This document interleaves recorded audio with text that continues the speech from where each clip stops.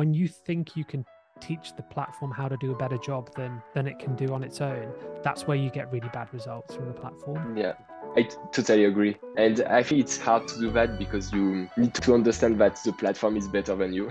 On today's episode of eCommentary, we are joined by Nico Piquet-Gauthier from Goodbuy Gear. Nico is the performance marketing manager there. Goodbuy Gear is a really interesting business, combining both D2C elements and lead generation. They have to constantly keep in balance, finding parents to sell their pre-loved baby gear and then looking for other mums and dads to come onto the site and purchase that gear. Adjusting their marketing budget depending on supply or demand is a serious problem, and Nico is super generous with his advice on how he keeps his marketing mix nice and balanced. We focus on all things attribution, marketing mix modeling, and also a number of tactics that you can use within your business that you might not know about to maximize your marketing budgets. I want you to sit back, relax, and pull out a notepad. This one is a seriously interesting episode. Nico, thank you so much for coming on the show. Of course, it's a pleasure to be here. So from a performance marketing, like how do you guys, because I looked at your campaigns and you're mainly looking for mums that are selling, right? With the digital stuff. It's both. So it's really like our specificity. Since it's a marketplace, we have two types of customers. We have buyers. So buyers are expecting parents, like pregnant women or new parents, that could be anywhere in the US. So it's really it's a big market, and usually like the main product would be strollers and car seats. That's really like the most expensive products we are selling. And so for that, I will like target all the US. So that's one part of my job. And the other part would be the opposite.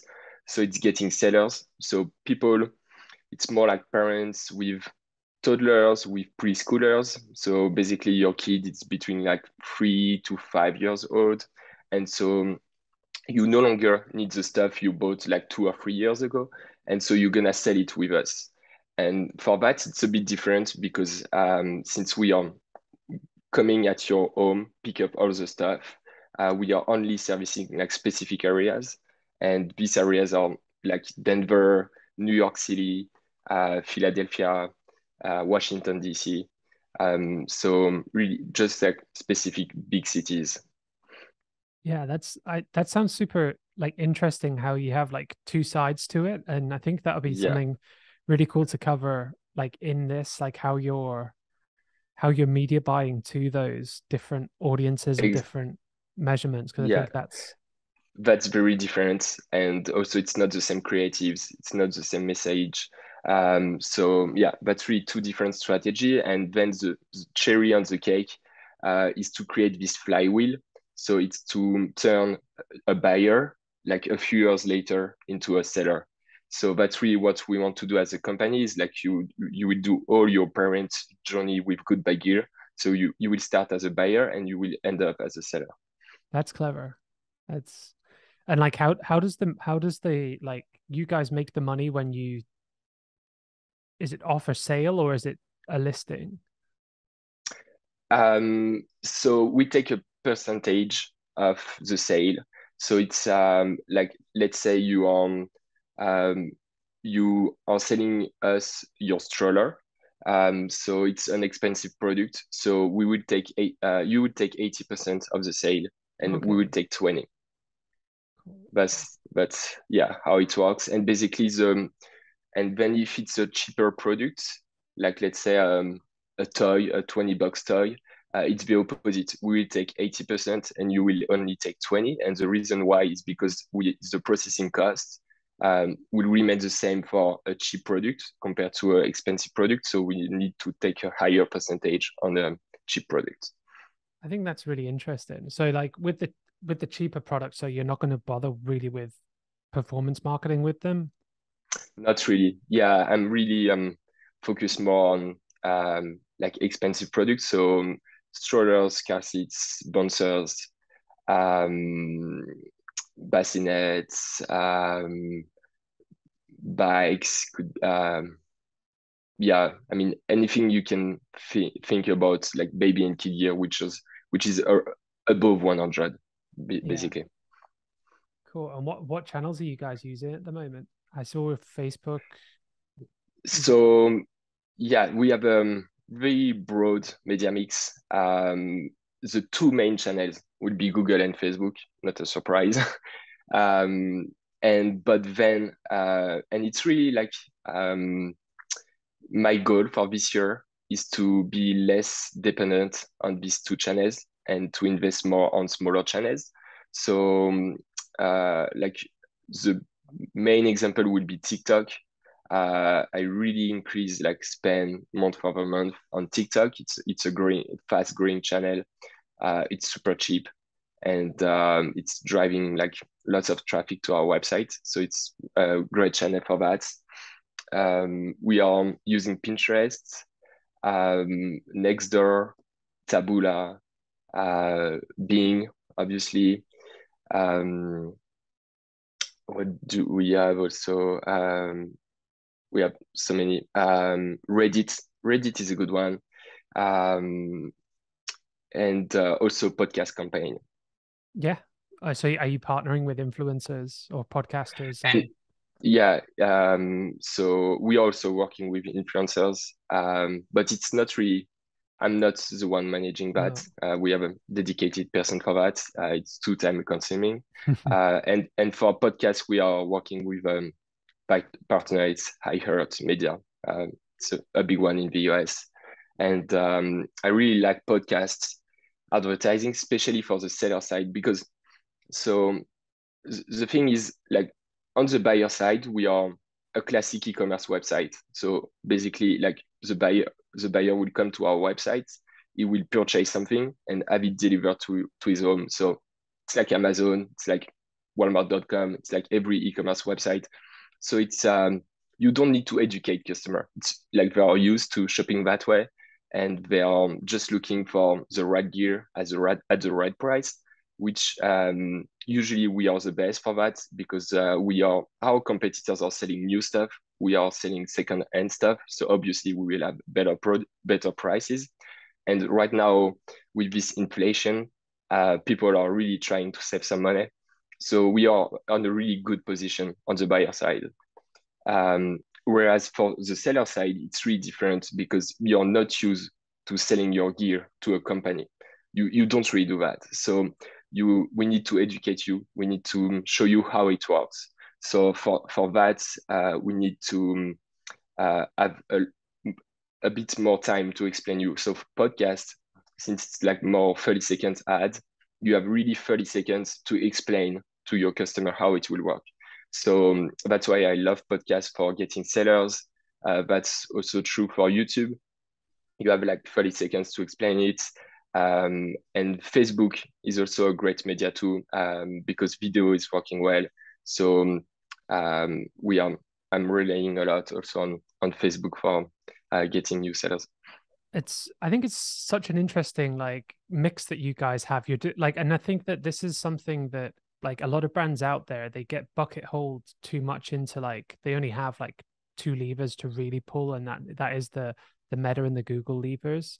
But then when you actually start to diversify your mix, it allows you to reach different sections. You know, if you run Yeah. podcast advertising, maybe there's probably, especially with what you guys are doing with Goodbuy Gear, with like that whole sustainable approach, where some mums within the sustainable space and dads are probably not that interested in social media. So that by using podcasting where you align strategically with mother and baby or parenting podcasts, you access like a market that if you only go the social media route, you probably don't have access to as well, which I think is a super smart Yeah, play. no, but that's true, and I think that's how advantage is like in terms of targeting. You don't need to target too much because like everybody is a parent basically. I mean, like most of the people are parents, so that's why you can try like to look at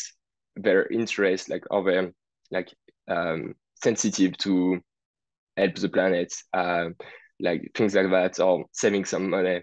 And so that's what you said. You can really use like different channels and still achieve like your primary goals. So when you're like approaching your performance marketing mix, how are you assigning budget and how are you kind of dedicating the budget with that? Yeah, so that's a great question, and I think that's the hard part in the job. so what I am using, so I will break like two different kind of channels. I will look, say this channel is a top of funnel channels, and this other one is a lower funnel channels. And what I'm trying to do right now is really to invest more and more in top of funnel channels. And it's a bit hard to do that because you don't see um, direct results. Um, Whereas like it's kind of easy to spend money on Google and Facebook because you will see conversions. So you can easily say, okay, this is my return on investment. This is my CAC on Facebook. This is my return on ad spend. Whereas when you invest on, for example, on podcasts or things like that, first of all, tracking can be a bit more complicated. And then it's raise the awareness, but maybe people will convert 2 months later after seeing an ad on Facebook. So, but it's not really only due to Facebook, it's also due to this podcast campaign. So for that, I'm now using a new tool, which is Rokobox. And like this specific tool can tell me that this customer that, let's say he bought something on late August, but I can see that he interacted with a Pinterest ad or with a TikTok ad like 6 months ago.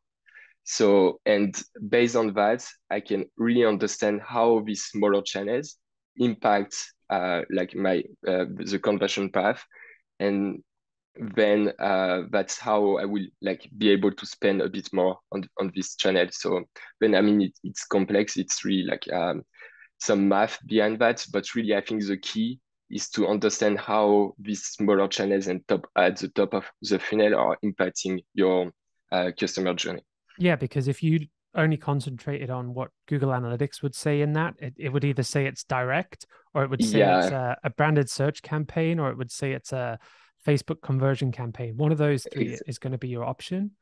And and if you don't look at where the journey started, you end up putting a lot of money into something that's not actually generating the sales for you. exactly. So I've not used this tool. So how can you give us a bit more information on like how the tool's working? Is it UTM based? Like how's the tracking? Mm, it's that's really like the strength of Rokerbox is like they are directly integrated with all these media channels. So obviously with Facebook and Google, but also with TikTok, with Taboola, with Nextdoor, um, Pinterest, like they have like more than 100 like integrations. So they are directly plugged to this media mix. So first of all, in your dashboard in Rokabox, you will be able to see all the spend you have for all these channel, and also like for they can go up to the granularity to each creatives. So how many clicks you got for each creative, how many spend, how many you spend on it, and how it's impacted like the conversion, customer journey. So that's an investment for obviously this tool as a cost, but it allows you to really understand more on the impact of each channel and how to reallocate the spend. And usually once you will use this tool, you will start spending less on Facebook and Google and start spending more on these other channels, which I think has two advantages. The first one is it's a more sustainable um, growth because I think it's dangerous to rely on just like 2 or 3 partners, and also at the end it just like get your costs down. So it's really what I implemented this year, and so far it's really working well. Yeah, the one tool we've been really looking at a lot is Northbeam. So they've just had a Okay. major funding round, and one of the kind of key selling points with Northbeam is that their attribution software and uh, their data modeling can actually model the view attribution, so they can make projections on views as well. Yeah. And I think that they have a really nice like model in terms of like use case. So the more page views you have and the more revenue that you have, then the more you pay for the product. But actually to get started, it's pretty reasonable, but the data that you can actually get with it is incredible. And I'm so passionate about performance marketing. And one thing that Yeah. I have found that we're doing less and less is using the actual channels for decision making. So you mentioned the tool that you're using.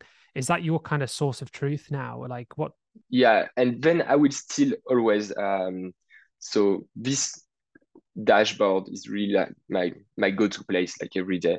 But still I will go to each media channel dashboard. So I would go to Facebook Ads Manager, I would go to Google Ads, to Pinterest, because you have different insights. I will look at the click-through rate of each creative, things like that, because I think there is always a BA in data, and it's dangerous to trust just one way of reporting it. I love Rockerbox, but I also know that it's not perfect, and I think it's what I like in performance marketing. It's like you never can say this is the perfect solution and it's 100% accurate.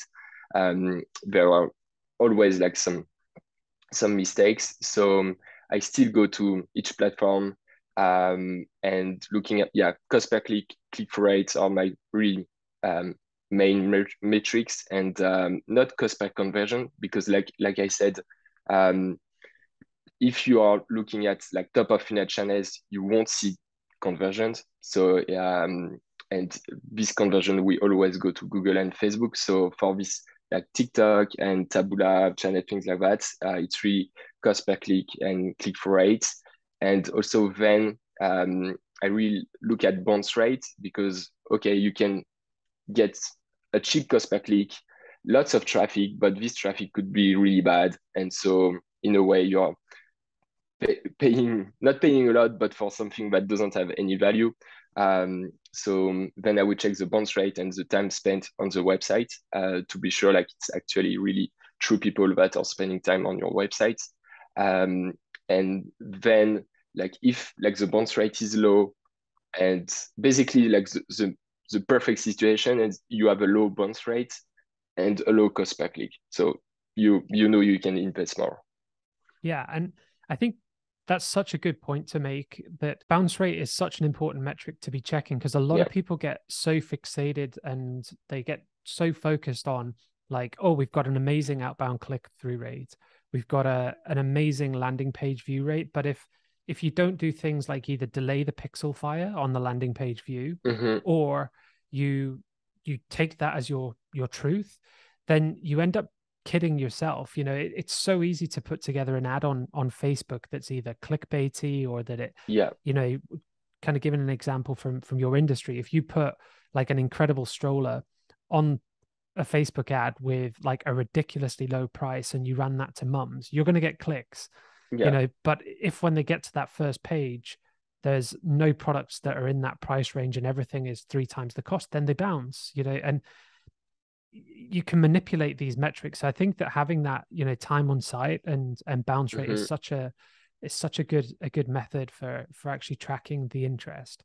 And I kind of, the thing that really intrigues me with the business that you're working in is, I'm guessing that there's going to be like shifts in budget as well at times between the two objectives. Yeah. So we spoke recently with a business, and they do music lessons for Mm-hmm. um, for anyone who wants a music lesson. They connect a music teacher with the students, and Okay. that's their model. And they have something very similar. They have this supply and demand, and they have to adjust their marketing Yeah. accordingly. When they have too much demand and not enough teachers, they need to really put budget to teachers. Is that like something that you have internally, and how do you keep a constant sort of track of that balance within the company? Yeah. We do have it. For example, at the beginning of the year, like the focus was really on sellers, and it's recently switched on buyers. So and I'm sure it will switch again on seller. It's so hard. So I mean, I need to be flexible also always. And that's another hard part is like buyer is super responsive in terms of campaigns. So you will invest more on the buyer side, you will get more buyers like instantly. Whereas like for sellers, there is a big delay because like I said, you need to educate people and you when you need something to buy, you really need it for now. So you will buy it. But selling something, I mean, you can say, oh, I will do it this weekend because it takes time to gather your stuff in your home, so you will always postpone it. So there is that I need always to anticipate, like, okay, if in Q4 the focus will be on seller, I should start now. So that's something to have in mind. And then also the specificity is like we always break down buyers and sellers, but when you do a seller campaign, you will get some buyers. And oppositely, when you do a buyer campaign, you will get some sellers.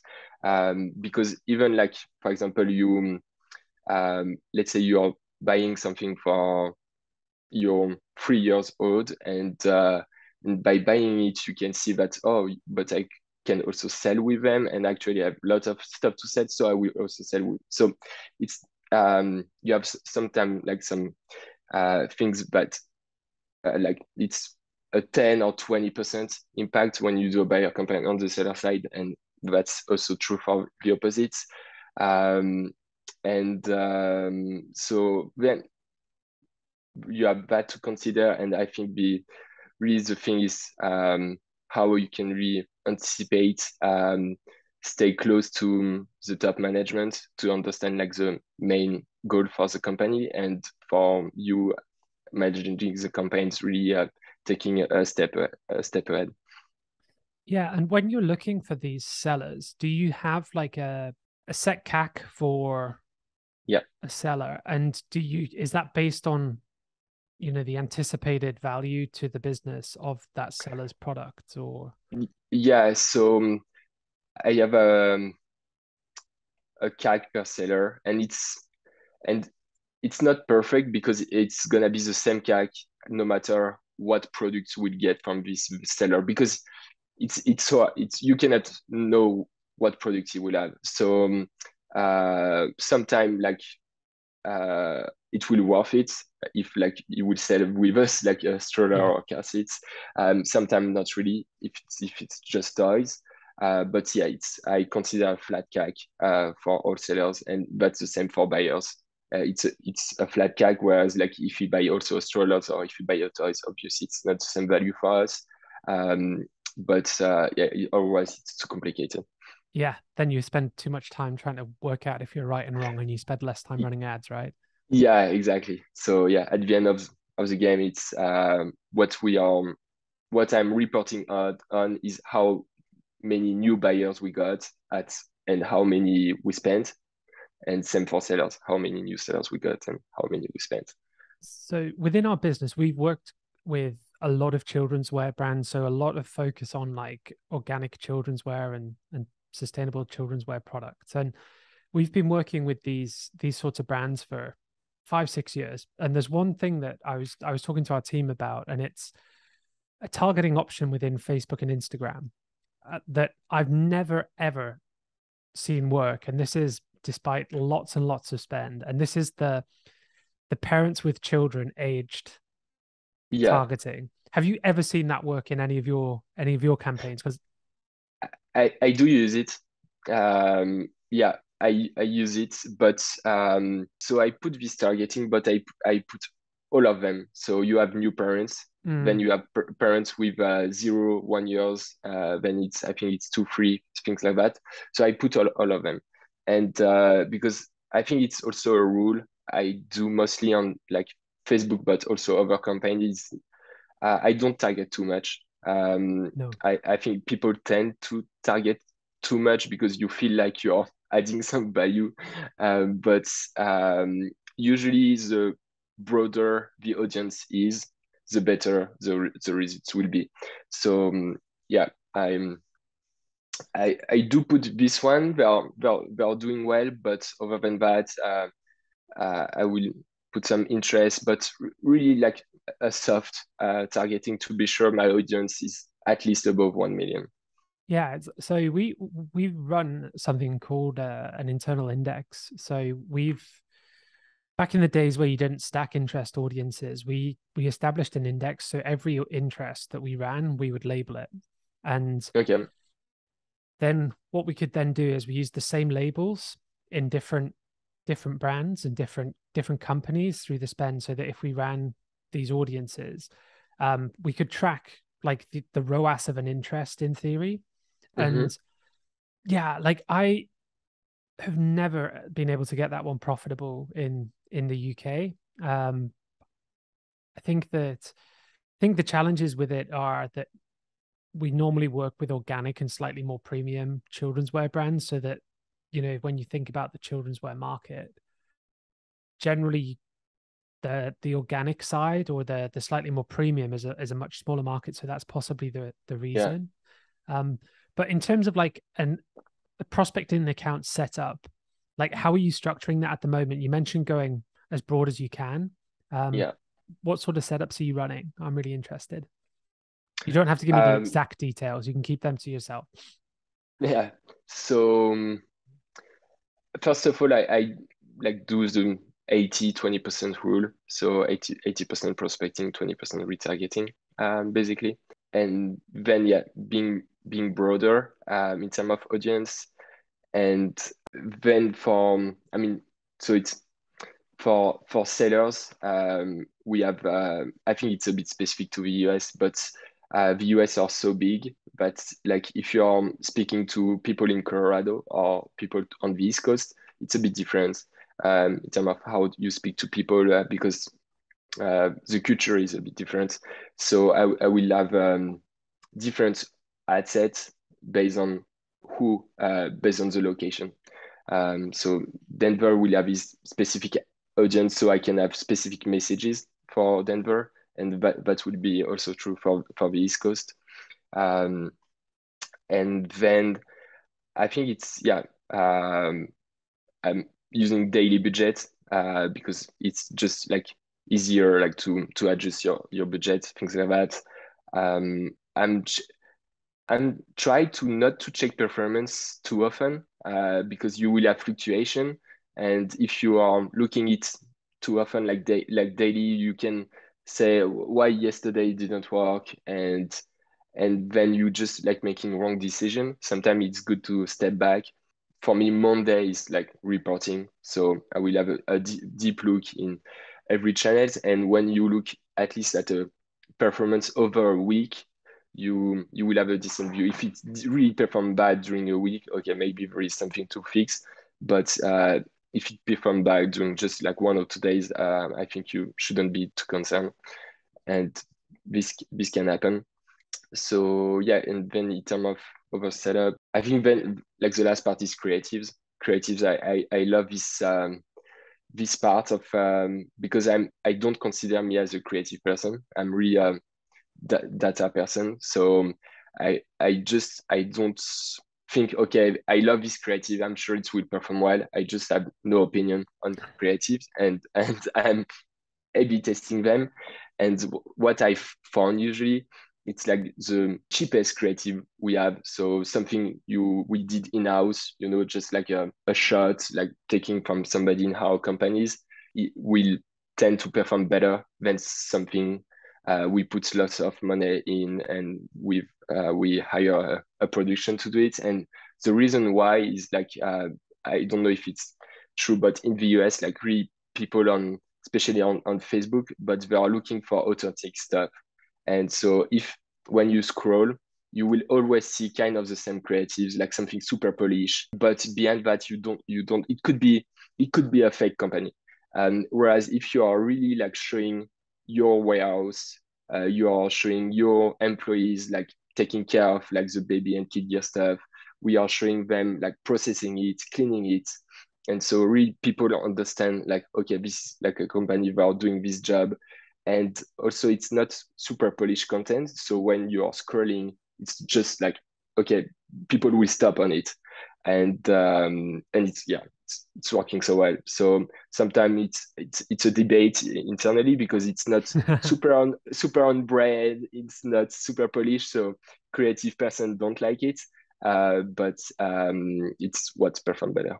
Yeah, and there seems to be a big trend with this on, especially on TikTok at the moment, where Yeah, TikTok also. Yeah, brands are really using those like those warehouse short warehouse videos. So either there's founder in warehouse talking about product, or yeah. founder in warehouse talking about the latest like special offers, and they seem to go down like super well on TikTok at the moment. That's super true. Yeah, so we really started that with TikTok, but I'm now using it on Facebook and I mean Facebook, Instagram, and it's also works well. So yeah, I think it's an overall trend. People are fed up with like seeing always the same kind of content, and they yeah they are like in their home online, and they it's a way also a bit to reconnect with people to like show okay we are all like in different places, but we are actually like true people doing true stuff. And how have you guys been finding performance marketing post like iOS updates? Have you found it? Yeah, so that's I think it's also a specificity to us because I didn't notice a big difference. I mean, conversions did drop, obviously, but I would say now it's more, it reflects more like the reality. To me, before like Facebook conversions were way more overestimated. So I really, before the iOS 14, I didn't consider really what Facebook ads manager was saying. I was like, okay, there is no way there can be so many conversions. Um, and now I think it's a bit more accurate. For example, like what I see in Facebook ads manager and what I see in my Rokobox dashboard is pretty similar. Whereas like before this iOS 14, there was a big difference. So and then in terms of cost, I mean, it didn't I didn't increase really my spend there, and I'm still like getting kind of the same results. I think it's what's happened in the US is like lots of people start spending less on Facebook. There is really a big trend here, like saying Facebook is dead, like it doesn't perform as well as before. And I would and maybe it's my market, but I will stand for the opposite on that. I don't think Facebook is dead. And when I say Facebook, like understand Instagram, like Yeah. mostly, but yeah. And because moms in their 30s are on Instagram still, and a lot. And that's our main target. So I mean, Instagram is still like providing lots of value for us. And yeah, you just need to um, have I think having like broader audience maybe like the reason why I didn't see such a decrease in performance and and like this more authentic creatives but I know like lots of people are struggling with Facebook, not so much on my side. But I think from what you've said, like I could probably explain why you're not having as many problems. There's like some of like the best practices are the things that you've talked about. So using like bigger audiences, daily budgets, so like Yeah, using like campaign budgets. And then I think probably one of the biggest things that you mentioned before is that you don't check the account every day. yeah, And this is the biggest mistake that we see people making with with the platforms, is that they're still trying to use this like 15-minute day trading model that used to work on their ad hmm, accounts now, so that they're constantly like, oh, turn this off, and then oh yeah, no, there's delayed attribution, turn it back on. And they're just constantly like messing with the algorithm and the platform delivery, that they're just shooting themselves in the foot with it. Whereas actually you're better to know what you're looking for very clearly from the platform, assign the budgets, and then let the platform get on with it and do yeah, most of your work on optimizing website, optimizing creative tests, audience tests. And you'll get way more out of the platform when you think you can teach the platform how to do a better job than than it can do on its own, that's where you get really bad results from the platform. Yeah, I totally agree. And I think it's hard to do that because you need to understand that the platform is better than you. And but that's so true. I mean, I don't do lots of big change. So and I just like keep it running, like just surf the wave. When it's working, it's working. Just don't touch it. And also that's another thing I noticed is like it was true like that a year ago you needed to update quite often your creatives because you can really see like a fatigue coming quite fast. But this is something I didn't notice recently. So I have like the same creatives running for months, and I'm still seeing this great performance. So I think maybe it's something Facebook changed, but now it seems like the more you have like engagement on the creative or more traction, it will just like perform even better and better. And that's also because you have a big audience. So you won't like always see like it's not the same person who will always see the same creative. Yeah, that could be like counterintuitive, but right now it's like just like the less I'm working on Facebook and managers, the better it is. So but once you have the right setup, I think yeah, that's how it's working now, and you never know how it will evolve, but I think right now it's how it is. Yeah, I mean, that was going to be my next big question for you as like the future of performance marketing. We're seeing a Yeah, trend on Facebook and Google to basically they've come up with catchy names for their platform structures, but it's basically saying just leave us get on with it. Like how do you think the yeah, platforms are going to evolve in the short and the long term? yeah. I mean, for example, on Google, I'm sure you are aware of this new performance max campaigns.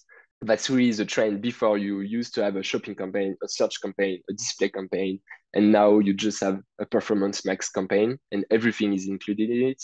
And I think they are just like pushing us, saying, "I know you are good, but what we put together is gonna do a better job than you." So just like, I mean, as a performance marketer, you just need to understand what is your goal, what is your budget, what you want to achieve, and do like the overall setup. But then like the other part of the job will be done by Google and Facebook basically. And so I think it's really like the trend I'm seeing, and Google is really pushing hard on these new performance max campaigns. I have I am in close contact with them because we are good clients. So and they really told me that they are seeing great performance coming from this new campaign. So they are like switching all the accounts, and now technically you cannot have a shopping campaign here. It will be automatically switching to a performance max campaign. And so yeah, I think it's how it's evolving, and which is a great trend. And I think the other parts of that, which is more overall in this business, it's like the past few years, you could be able to spend a lot, and that was like the main goal. It was growth, and like just like spending. And now there is a bit of switch on profitability versus growth. And so as performance marketer, we are highly impacted because it's not the same to tell you, look at your CAC or look at how many new guys you have, and no matter how much you spend. So now I think the focus will really be more on like be sure to have profitable ads, and because the ads costs are increasing, so be sure to keep your CAC flat or down, whereas just like spending like crazy. The thing that we're most concerned about with the future of performance marketing is we're surrendering a lot of control to the platforms in terms of what they do with our budgets, but Yeah, we're also seeing the platforms are now changing the way that they're reporting the results so that you're giving them the money and you're also giving them the opportunity to tell you basically what they would like. So that's where I think that there's a danger with this, and I think that that's where a lot of people with Performance Max are getting. There's sort of two camps. There's one camp that love it, and there's another camp who are Mm, like, no, it's just hoovering up all of the branded stuff that, we would have brought in. I still don't know where to sit because I believe that the platforms want us to do well because that's the only way that they can get us to keep spending. yeah, So that's kind of always my contra argument to anyone who says that they're just interested in our money and spitting out any results. It's that eventually that train stops if they fabricate results. But I do think that there is a need for something more independent in terms of like how you're looking at a source of truth, so that you need to have the platform and then you need to have a Northbeam, a triple whale, or a yeah, Rockerbox.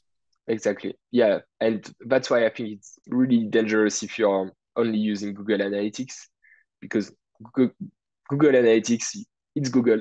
So obviously Google Ads will be a bit like overestimated in Google Analytics. So yeah, I'm not on the one thinking they just want our money. They want us to perform. That's basically how they will make even more money if we have like good results.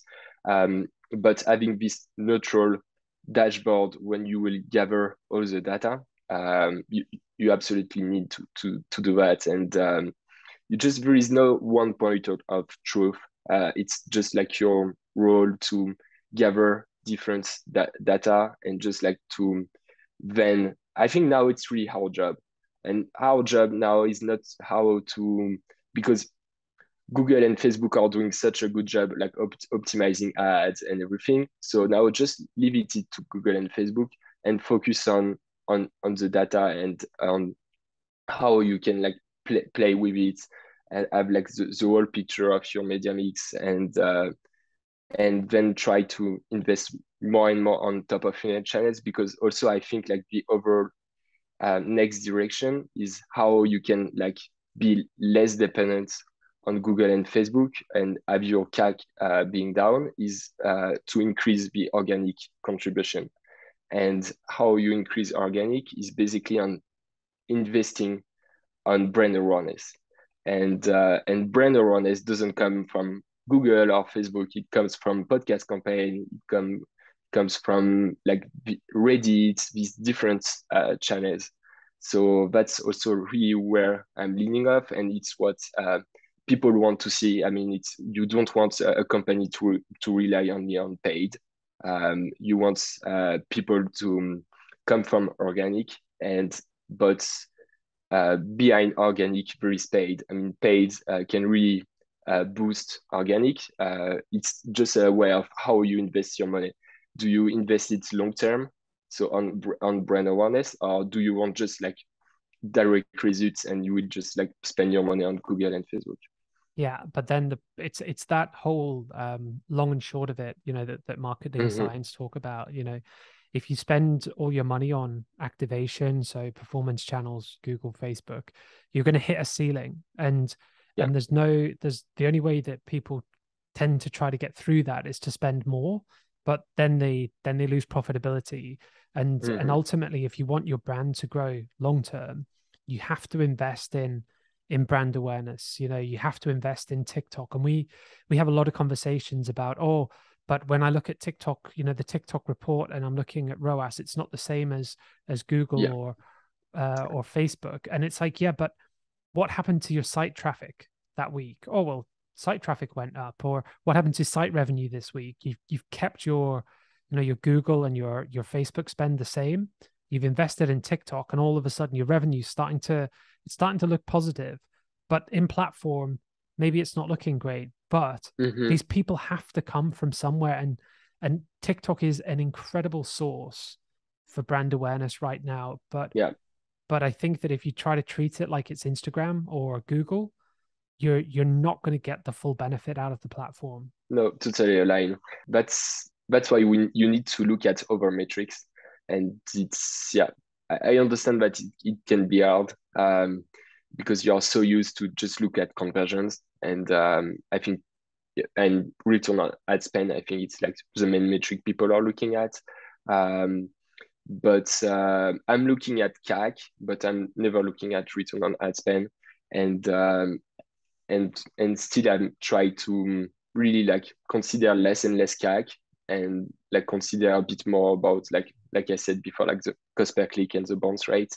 And because I mean, like if you're driving like at a cheap cost, high quality traffic, you will get great results. That's for sure. So um, yeah, I think it's a interesting trend, and I guess like most of like the media mix will evolve in that sense, like being like less dependent on Facebook and Google, and like use just a broader media channel, which is good for us because maybe also it will push like Google and Facebook to have more attractive prices, and so yeah, I think yeah, it's a positive trend. Yeah, I think that one of the things that we always have to consider with people switching to more of a brand focus is that a lot of these brands that are so heavily reliant on Instagram and Google have been established during times where people have generally had money to spare, so Yeah. that people have had this excess money to spend on non-essential items, so that these D2C brands that have just gone with a growth strategy fueled by Google and Facebook, they've been so Yeah. used to that whole approach of, oh, we've we can put money in and we get money out, and this works every Hmm. time, and we've been able to do it for years. And then Apple come along and mess with the game, and then everything starts going off in Europe, and energy prices rise, inflation's on the way Yeah. up, and then it's like, this is a different game that we're entering, and Exactly. this is pushing us back into actually what marketing was about. And for probably the last 10 years, marketing's had to cheat code with performance marketing. But now we're going back to a more traditional route of, you have to build brand. You have to Hmm. build brand to then be able to activate the consumer. And this is something that people either need to get on the train with, or they're not going to be able to grow their business to the levels that they want to. And Yeah. I think we've gone really, really deep on quite a lot of stuff here today. There was one last question for you, and this is probably a selfish question for me. Like, how are you approaching Q4 this year?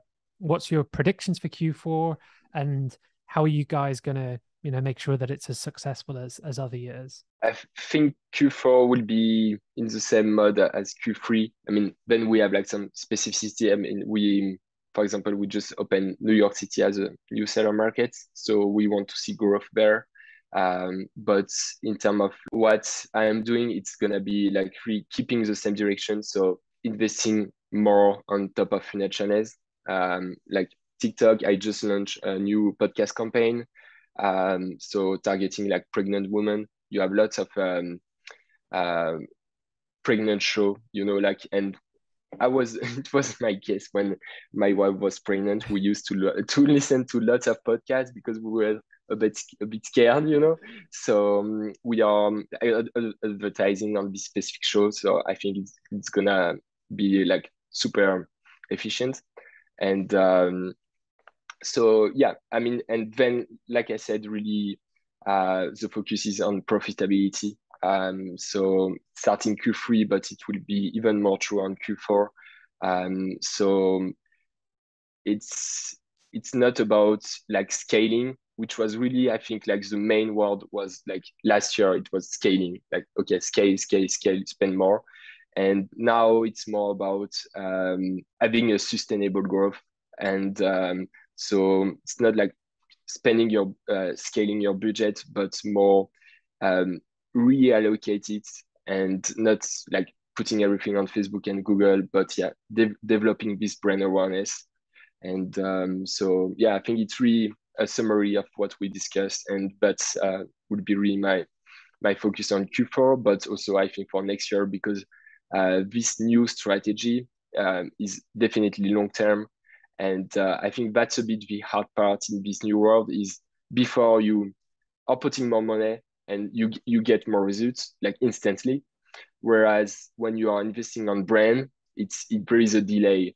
So that's the hard part. You need to be confident in your choices, even if you don't see results right now. So I think this is what you need to explain to top management and like investors if they are a bit concerned with that. It's like this is a more sustainable like growth, but it's it takes a bit more time. Yeah, I completely agree. I don't think we've ever bought as many of the same book to hand out to people. I think one of the best books that people can turn to for this kind of marketing approach is How Brands Grow by Byron Sharp. It's an incredible book that really lays it out for like key stakeholders about like that there is a science to marketing, and this science has spanned, you know, hundreds of years. There's an approach that works, that brands that adapt to these approaches will see growth in the long term. So that yeah, I think we've handed it out to so many clients. It's a red book, but it just gets the point across to them that, you know, you've got to be in it for the long haul, make smart investments, and especially when sales start to maybe decline a little bit, like make the right investment with your marketing Mhm. dollars, and you'll come out of the other end of it in a much better position. Nico, it's been absolutely incredible to have you on the show today. I think that you and I are kindred spirits in our approaches and our thoughts Yeah. to performance marketing. I felt like I was yeah, listening to so much good stuff that I would think, but it was said in a much more, you know, coherent way than I would put it across. It's been such a pleasure to have you on this show. If people want to follow your journey or follow you, Nico, where can they find you? LinkedIn.